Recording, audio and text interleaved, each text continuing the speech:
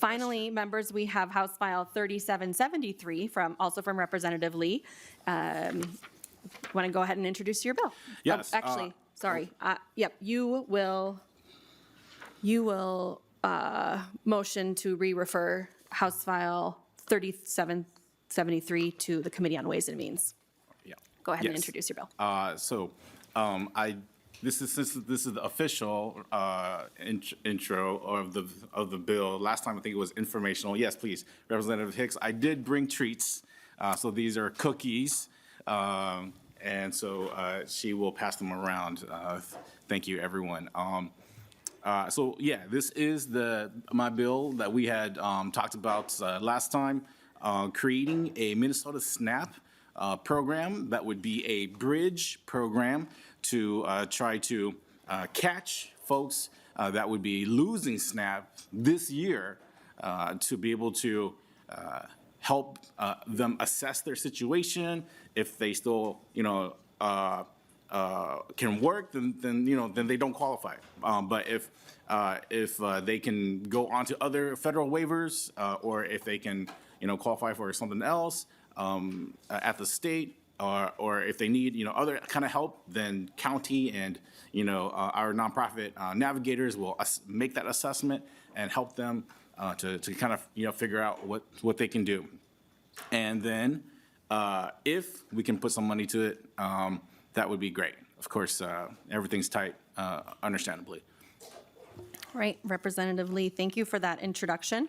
As you mentioned, we did take testimony on February 25th, and any additional audience testimony today would be limited. If there are any members of the audience who wish to share their thoughts on House File 3773.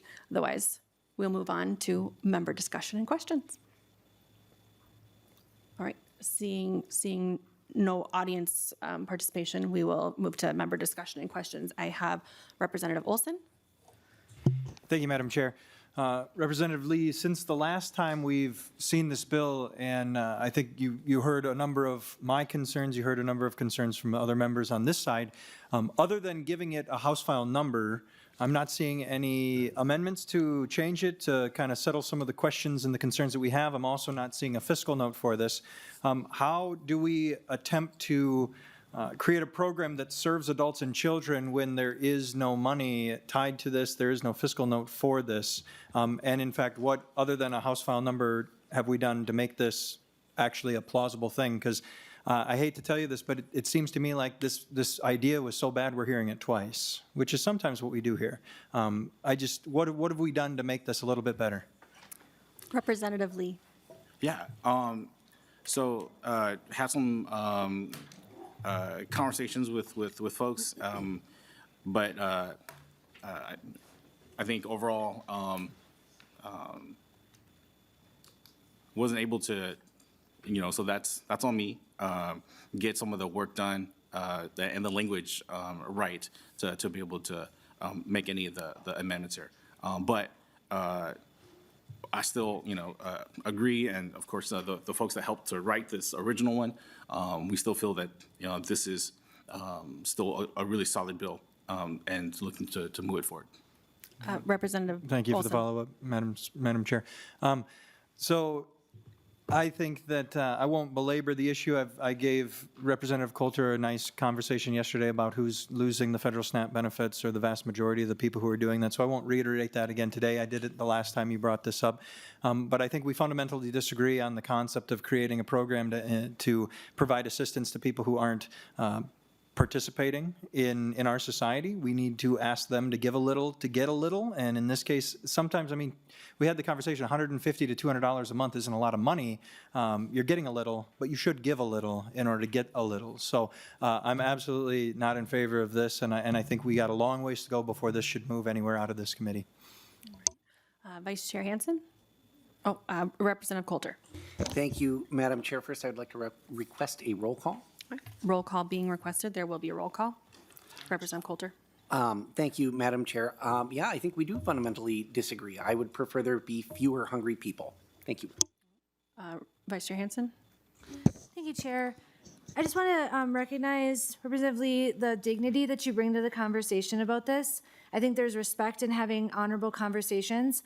As somebody who grew up in poverty and didn't get to eat most of my life, and even now I still struggle to make ends meet, and it's tough being a single mom on one income with a kid. And so I just want to recognize that there are folks listening, folks in this crowd and beyond, who do hear how we talk about people and whether or not we recognize that dignity that everybody carries, regardless of how much money they make, regardless of their ability to participate in society in the ways that some people see as fit or not. And I just wanted to say something about that, because I oftentimes leave this room and I get emails from folks who say, thank you so much for saying what you said, because I never hear anybody talk about what it's like to be in that situation. And so I do really just want to recognize that. I've always said that I think politics is how we care about each other, and that we can do the most good for the most people when we work together. And I think that harkens back to a lot of cultural, religious, atheist beliefs, just human morals and ethics. And I think that's honorable. And I just appreciate the grace to which you brought to this conversation. So thank you. Representative Hicks?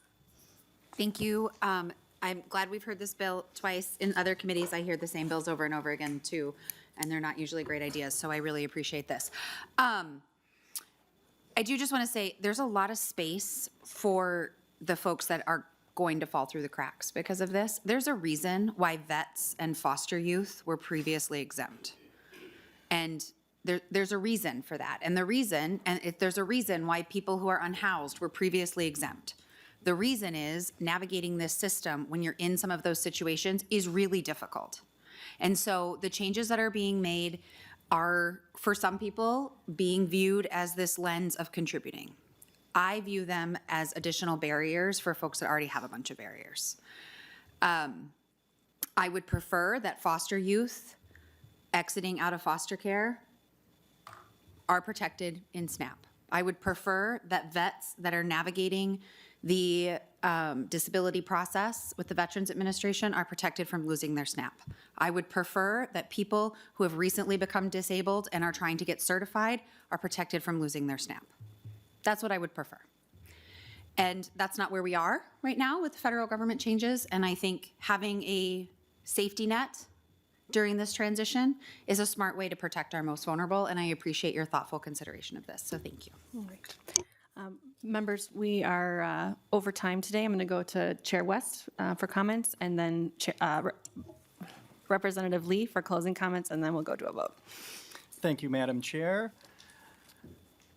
One of the reasons we've gotten into so much trouble in Minnesota on the fraud issue is because of things like navigating the system is hard. Yeah, it is difficult to apply for public assistance or public funds, but that's because they are a limited resource that we shouldn't just be sending out the door. And that's what's frustrating is, well, sure, I think it sounds nice. It's when we're talking about using other people's money, because that's where the tax dollars come from, we have to be judicious in how we use them. So this bill puts this whole new system together that counties have to do face-to-face assessments. I had a couple questions, but I know there's not a lot of time. Which is going to add a bunch of administrative costs to continue to provide benefits to a very narrow subset of people that Representative Olson already pointed out. If a veteran is disabled, they are not going to be removed from the federal SNAP system. We have to realize that we are in a tight budget situation. Minnesota taxpayers have been taken advantage of to the tune of billions of dollars. We even have SNAP fraud cases here in Minnesota that have led to convictions. So creating a new system that is just going to be even more expensive, that doesn't have any guardrails, that has no plan on how to pay for it, just isn't the right thing. I would encourage our members to vote against this bill because we simply can't afford it and we have to be more responsible with taxpayer dollars. Representative Lee, closing comments. A fiscal note has been requested. It's just not available. I do appreciate the Council for Minnesotans of African Heritage and their support later. They've got a lot of great information in there if you haven't read that yet. I would urge members to support this. I understand the fraud concern, of course. We have that lens now. We're, working hard to identify that. Moving forward, that will be something that we can add. Also, understand the differences of opinion in terms of spending money, but I think if we can continue to have those conversations, move this on to Ways and Means where we'll have more of the financial conversation and put something towards helping these folks that are going to fall through the cracks. And that's what worries me the most. And I think that's what we really need to try to, focus on, is not letting any Minnesotans fall through the cracks.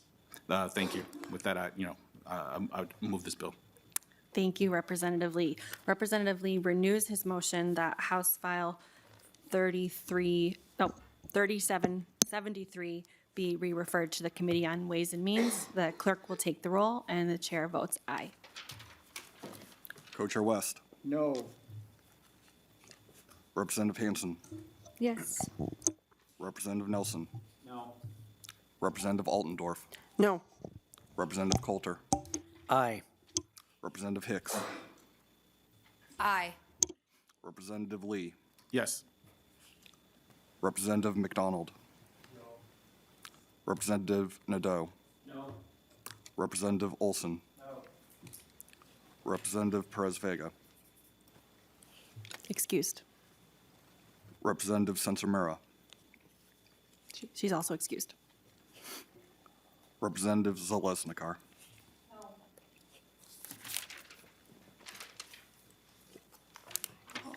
All right, there being 5 ayes and 7 nays, the motion does not prevail, and House File 3773 will remain in this committee's possession.